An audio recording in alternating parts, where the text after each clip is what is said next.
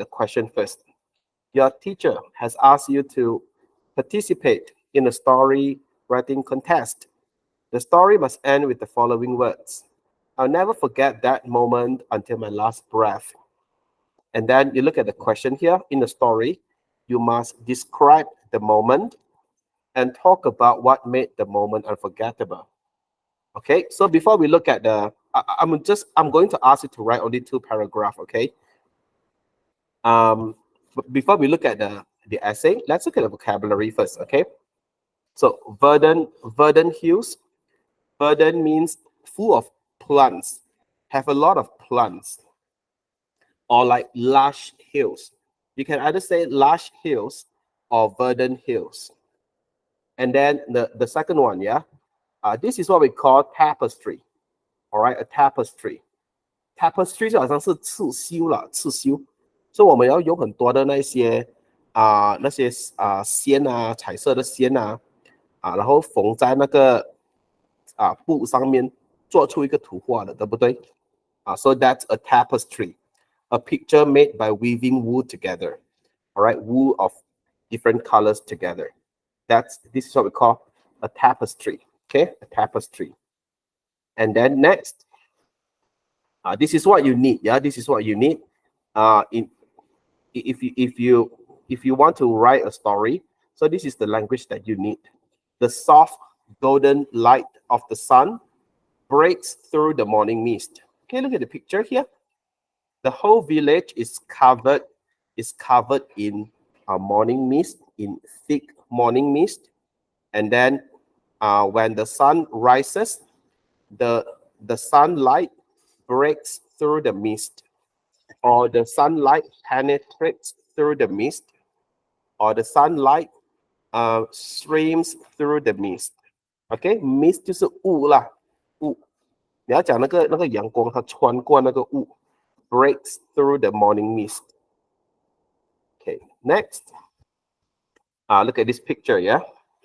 The cobblestone street shredded by the quaint wooden houses with sloping roof. We have learned the word quaint before, haven't we? Quaint means old-fashioned, old but beautiful. I just want you to look at the cobblestone, yeah. This is the kind of street, the street made from stones.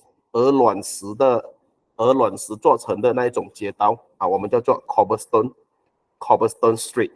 Shredded. Okay, so the original sentence is which is shredded. Hang on, yeah.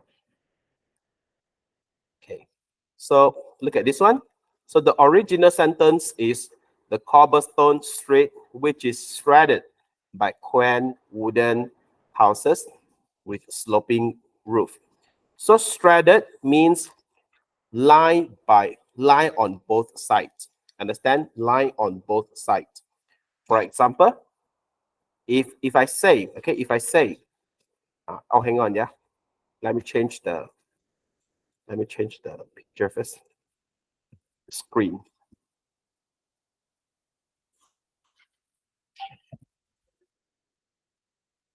Okay, if I say the river is shredded by trees. Okay, if I say the river is shredded by trees, it means you have 2 lines of trees, okay, on both sides of the river. Understand? The river is shredded by trees. Now come back to our lesson here. The cobblestone street, which is shredded by quaint wooden houses. So the cobblestone street, on both sides of the cobblestone street, you have quaint houses. All right, so we can use shredded, all right, with sloping roof. And then, as I told you before, right, we use which is, which are, who is, who are, that is, that are, to add information. And they can be omitted to make the sentence more concise. That's why the sentence goes like this. The cobblestone street shredded by quaint wooden houses with sloping roof. Okay, any problems so far? That's what it's important for you to understand the meaning of shredded. Yeah. Okay. So let me jot down the meaning for you. Yeah. Vocabulary is shredded by something. It means is lined by something on both sides. Okay. All right. Now continue. Okay, we use it to describe the paddy fields, the sea of gold that stretch towards the horizon. Oh, hang on, yeah. 1 minute, okay? Okay, continue. So the sea of gold refers to the paddy fields that stretch towards the horizon. Stretch is like 延伸, extends, okay, extends. And then towards the horizon. Maybe you are wondering, where is the horizon? This is the horizon. Okay, the line where the sky meets the sea, or the line where the sky meets the mountain. It's like the end of the world. That's what we call the horizon. So when we say the sea of gold that stretched towards the horizon, it means you have got a large stretch of paddy fields before you. Okay, 很大片的那个paddy fields. Okay, that's the meaning. Yeah, the sea of gold that stretched towards the horizon. Okay, now look at this picture. The house was set ablaze. In this case, I just want you to understand the meaning of ablaze. Ablaze means burning fiercely. Okay, ablaze means burning fiercely. And now look at this picture. Okay, with the concept of ablaze in the sense of burning fiercely, you apply the meaning on another context. When you say the sky was ablaze with the hues of amber and crimson, it means the colors are very bright and vibrant. 那颜色非常非常的鲜艳，好像着火这样子。Okay, it's like the fire burning. All right. So the sky was ablaze, and then you want to describe the colors. So was ablaze with the hues. Hues means colors. Yeah, you can either say colors or hues. Hues means colors. So was ablaze with the colors of amber and crimson. Amber is like yellow brownish. Crimson is like dark red. Okay, so both amber and crimson refer to colors. Next, the tips of the ripened grains reflect the sunlight. So the tip is like the top part of the grain. You look at this one, okay? Look at this part. So we are describing the paddy fields, okay? So as the sun dipped below the horizon, the tip of the grain, they reflect the sunlight. 反射那光线. So by writing sentences like this, you will be able, like your readers will be able to see the image. It will give a huge impact on your readers.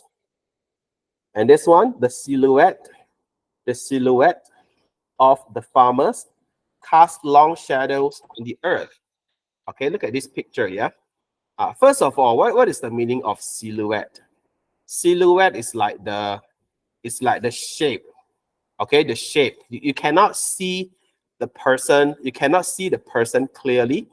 All you can see is the shape. So look at this one. Okay, like look at the color. Yeah.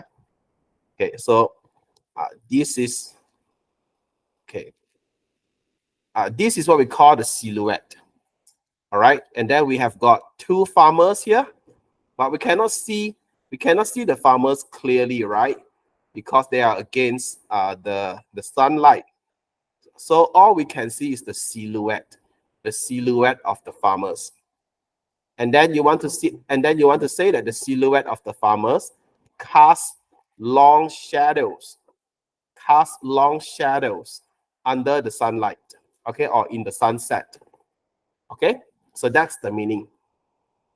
The silhouettes of the farmers cast long shadows in the sunset. Okay, so understand the meaning of silhouette, yeah? And then let's look at how to pronounce the word. Okay. So the H is not pronounced. Okay. So the OU is pronounced as U. So silu, the ETTES, it's pronounced as ets. Ets. Okay. So it's silhouette. Silhouette. Silhouette. All right. Now continue. The last one, yeah, a gleam in the eye. So gleam refer to the light reflected by your eyeball. All right. So as you can see, so this is the light reflected by your eyeball. So a gleam in the eye. Okay, a gleam in the eye. All right. So I have explained the difficult vocabulary to you. Okay. So these are the words that can help your readers to conjure up mental images, okay, when you are writing. So if possible, try your best to go through all the vocabulary, okay, before the test.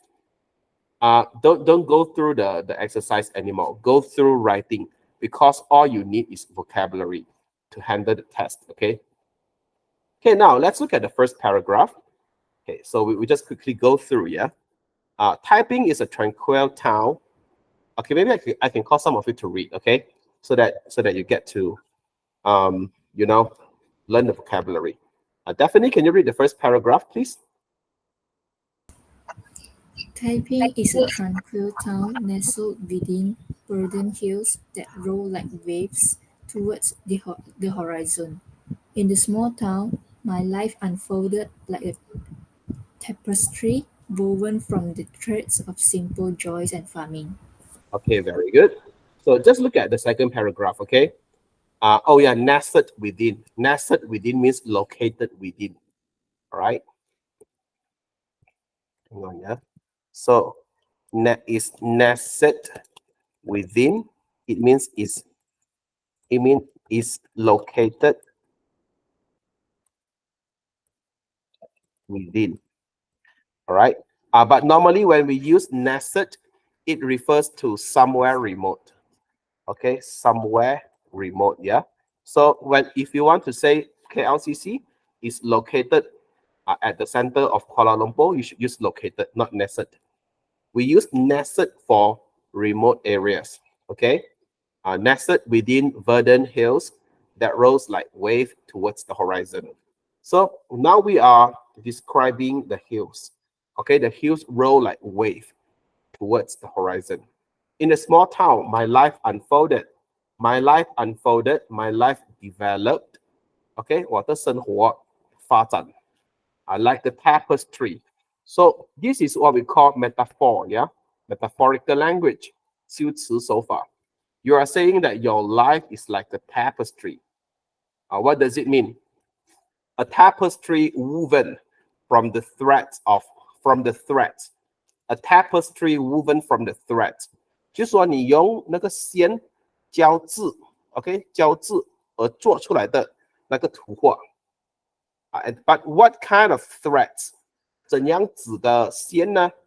这里 this is another metaphorical language. The threads of simple joys and farming. It means you create your life with joys and farming. Okay, so look at the second sentence, and that's metaphorical language. That what makes your language interesting. All right, my life unfolded like a tapestry woven from the threads of simple joys and farming. Woven, it means weave. Okay, weave. 你织布，你织。Okay. Hang on, yeah. Weaving. Oh, I'm sorry. Hang on, yeah. Weaving. Yeah, this is what we call weaving. Understand? So to produce a tapestry, you must weave threads of different colors. 你要将不同颜色的绳子 weave 在一起。Woven 就是 past participle of weave woven 被交织在一起。All right. So that's metaphorical language. If possible, try to memorize the whole phrase. Yeah. Okay. Next, second paragraph. Can I have Wansi? Can you read the second paragraph, please? Each morning, as the soft golden light of the sun broke through the morning mist, I would meander down the cobblestone street, shredded by quaint wooden houses with sloping roofs that whispered tales of generations. The aroma of crispy roti canai and the sound of the river's gentle flow were my companions as I greeted my neighbors with warm smiles. Okay, very good. So let me explain the vocabulary. Yeah. Each morning, as the soft golden light of the sun broke through the morning mist. So this one is like early in the morning. Okay, early in the morning. Yeah. So this is how you describe early in the morning. I would meander down the cobblestone street. So meander is like you walk, you walk around. Okay, you walk around. Without when you meander, it means you walk around without a clear direction. That's the meaning. So when you are meandering, it means you are relaxed. Okay, you are relaxed. Okay, you go for a walk. Okay, so I would meander down the cobblestone street, and then you want to tell me about the street, right? So so you can use which was. Okay, 你要补充说明那个 street 嘛，你可以用 which was 咯，which was shredded by quaint wooden houses。可是那个 which was 记得吗？我老师跟你们讲过，是可以忽略掉的，可以省略掉的，这样子你们的句子才没有这样复杂。所以就变成 the cobblestone street shredded by quaint wooden houses with sloping roof, and then you tell me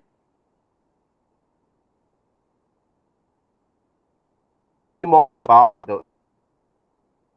that with tales. Tales is like stories. Okay, so tales of generations. 一代传一代的故事. Of course, it means old stories, right? But now I need you to use your imagination. Okay, you have to imagine that the quaint wooden houses with sloping roof. You have to imagine that these houses are humans, and these houses whispered tales of generations to you as you pass by. So what does it mean? Daphne, can you try to do you understand this sentence? What does it what is it trying to say?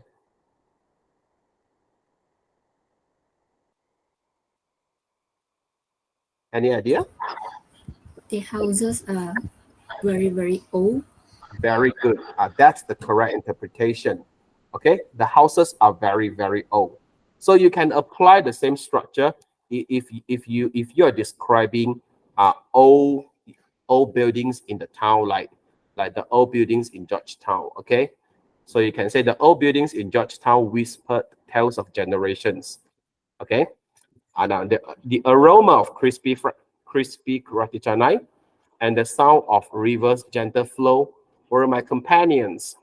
My companions means my friends. My companions, my friends. Okay. As I greeted my neighbors with warm smiles. So as you can see, yeah, first paragraph, second paragraph, they are full of metaphor. When you are writing a report, do not include metaphor. Yeah, report, we do not want metaphor. But when you are writing articles, when you are writing review stories, yes, go ahead, use metaphor because it makes your writing interesting. But report, please do not use metaphor. Okay, now continue. The heart of my world was the paddy fields. Okay, now we want to talk about the moment. All right, so the first two paragraphs are used to make the setting. It's telling us about the background of the author. All right, like now we know the author is living in a village. The village is surrounded by paddy fields. The heart of my world was the paddy fields. Amidst the whispers of the wind, you see, amidst the whispers of the wind, I found solace and strength in the sea of gold that stretched towards the horizon. So the sea of gold that stretched towards the horizon, as you can see here, this is the picture that should come out in your mind. Okay, and then I find a solace. Solace is like peace. Okay, I found solace and strength in. It means I found peace and strength in somewhere. Okay. For example, if you feel that, if you feel that uh, whenever you go to a forest, you feel peaceful, you feel powerful. Okay, you can recharge yourself. Then you can say, "Oh, I love to go hiking because I find solace, I find peace, I find solace and strength in the forest, in Mother Nature." All right, come back to our lesson here. I found solace and strength in the sea of gold that stretched towards the horizon.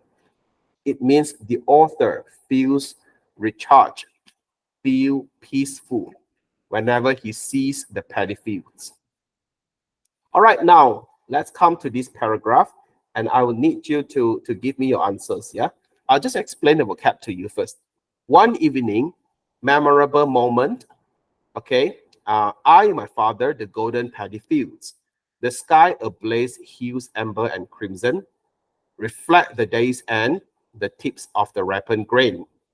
Together, worked, singing, rhythm. Rhythm is like a song, passed down generations. So passed down generations, okay, we use it to add information to rhythm. We want to tell people about the rhythm they were singing. What kind of rhythm? What kind of song? Our silhouettes, long shadows, the earth. And then what kind of earth? You want to add information about the earth. If you want to add information, what word do you have to use? That had nourished both our family and our spirits. Nourish is like inculcate, okay, foster, nourish. 滋润养这样子的意思啦 Nourish is like provide nutrients, 提供营养. So if you say that the earth nourished your family and your spirit, it means your family and your spirit grow in the earth. That's the meaning. Okay. All right. Now I'm going to give you around 10 minutes. Okay, for you to complete this paragraph. Okay, you may start now. Once you are ready with the answer, put it on the chat box. Yeah. Okay, you may start now.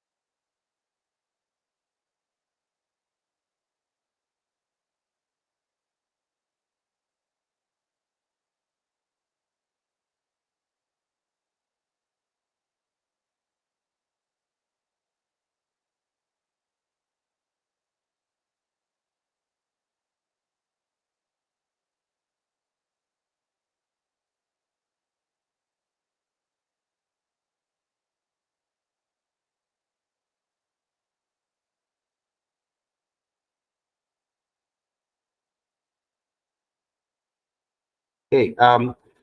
Just to let you know, yeah, we are now working on this part. Describe the moment. Okay. We are now describing the memorable moment. Okay. If you don't understand the vocabulary, let me know. Yeah.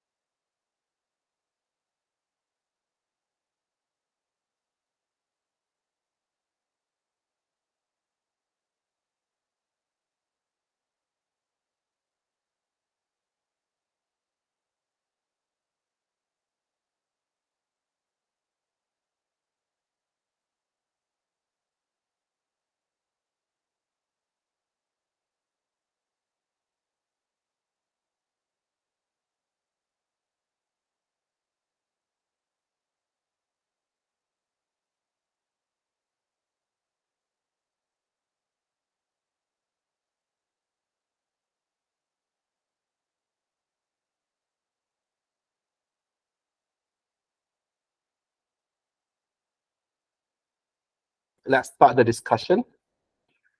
Hang on, yeah. And now I'm now looking at 1C's answer first. Okay. 1C.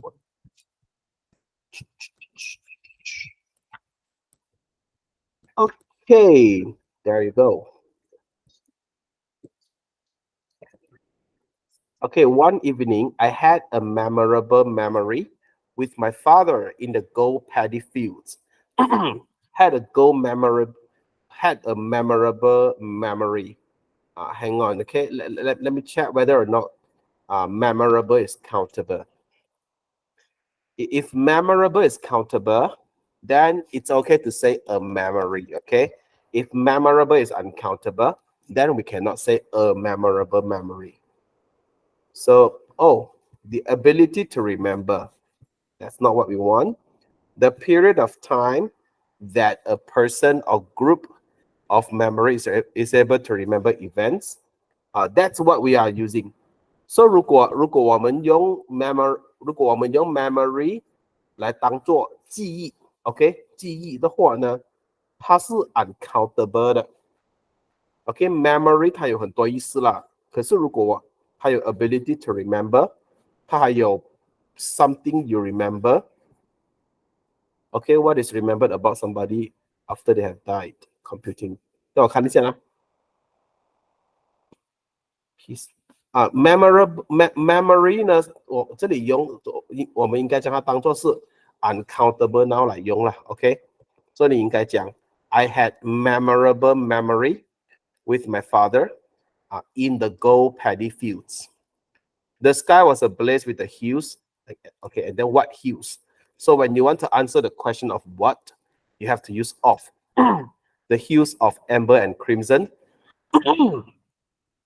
And then that reflect the day's end with the tips of the ripened grains.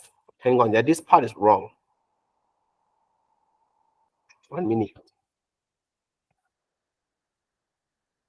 Reflecting. Okay, that reflect. So you are saying that the hues, reflect the day's end. And then where is it? Where did they reflect? Reflect on the tips of the ripened grain. Okay, because you are not answering the question of what. You are telling me where does it reflect the hues of amber and crimson?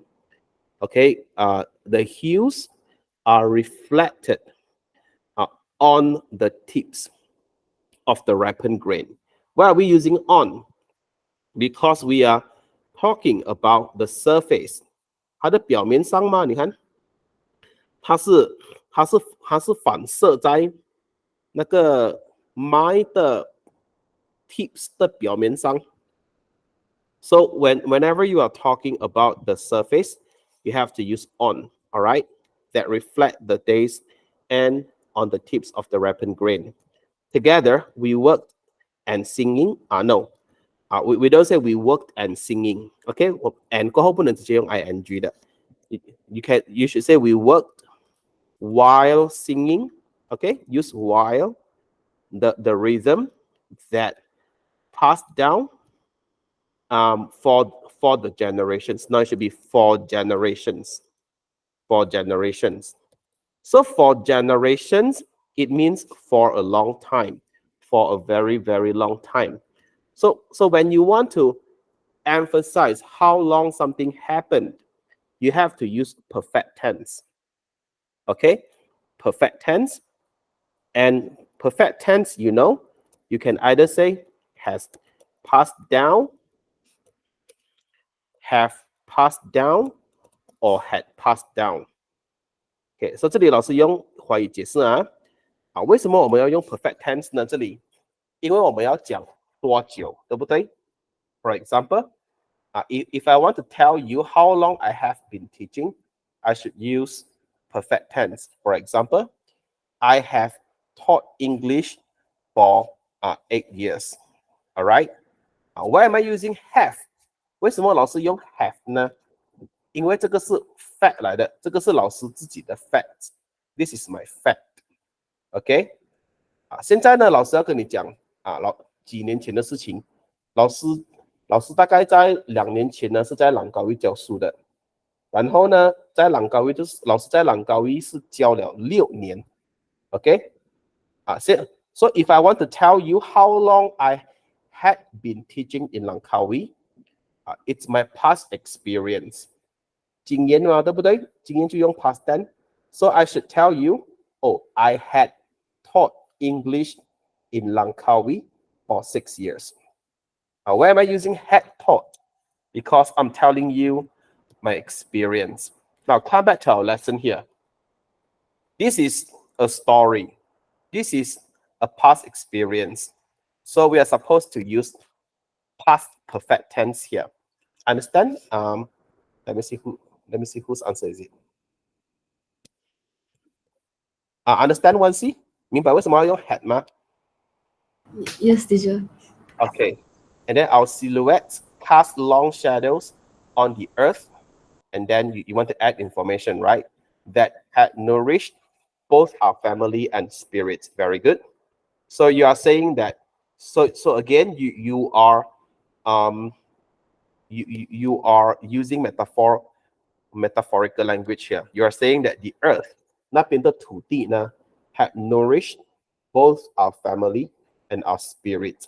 In a way, it means you really, really love your village. You really, really love your hometown.